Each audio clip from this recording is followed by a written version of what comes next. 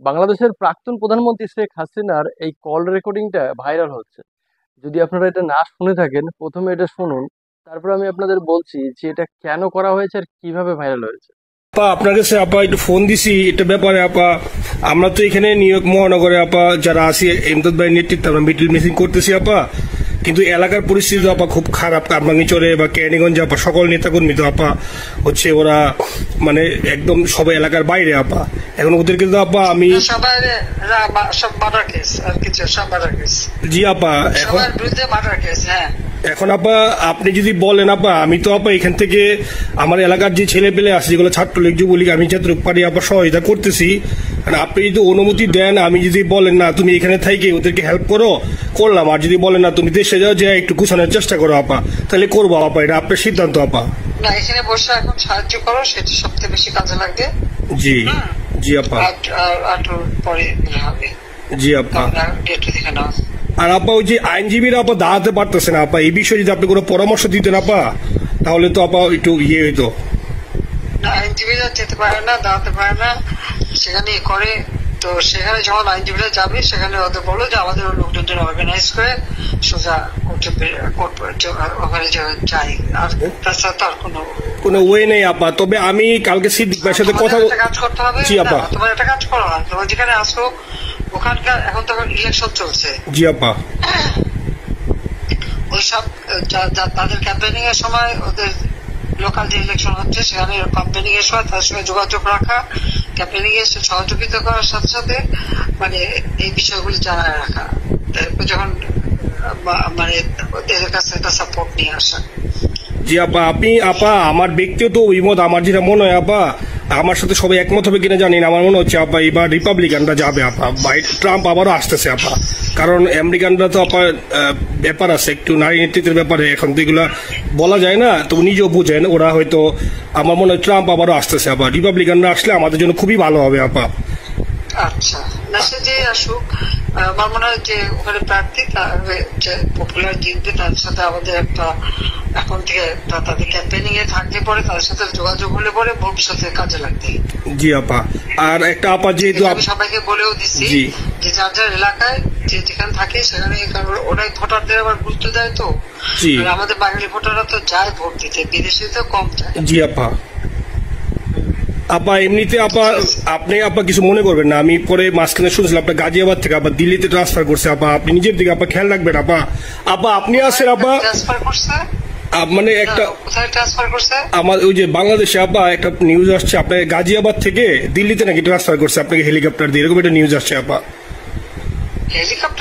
জি এটা নিউজ আসছে যায় দিনে আপু, পরশু দিন আপা যায় দিনে আপনার হচ্ছে ওদের অনলাইন ভার্সনে এটা ভিডিও দেখাইছে আপনাকে নাকি ওই যে গাজিয়াবাদ থেকে দিল্লিতে নাকি ট্রান্সফার করছে আপা। এটা না আপা, এটা ভিজুয়াল একটা হেলিকপ্টার দেখাইছে আন্তাজে, কিন্তু এটা নিউজ দিছে আপা। আপনি চাইলে আমি আপনাকে ভিডিওটা পাঠাইতে পারি আপা হোয়াটসঅ্যাপে। জি আপা, এটা তো নিউজ তো আপা দেখেন না আপা।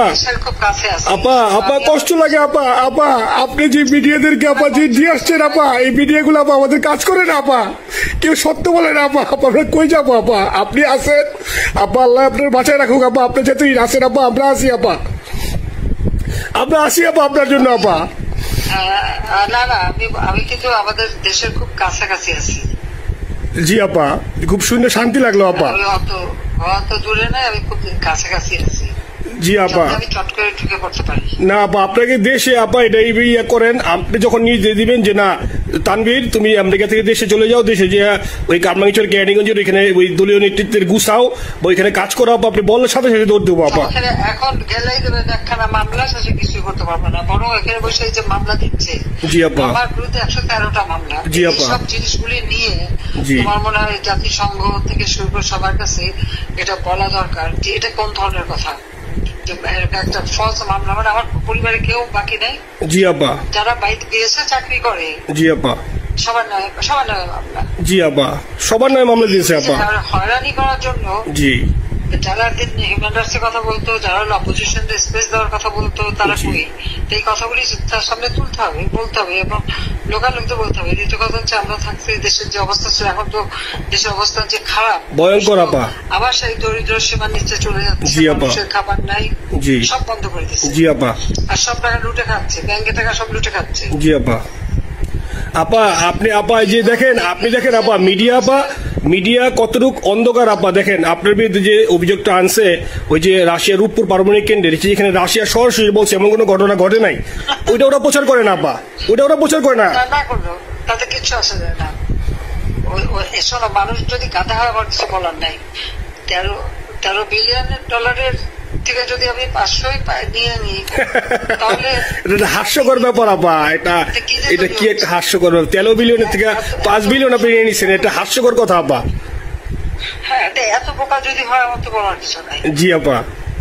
আর টিউলিপরা যারা আছে, টিউলিপ তো বাচ্চা একটা মেয়ে, ও তো তখন এমপিও না, কিছুই না। আমাদের আমাদের দাওয়াত দিছে, গেছি।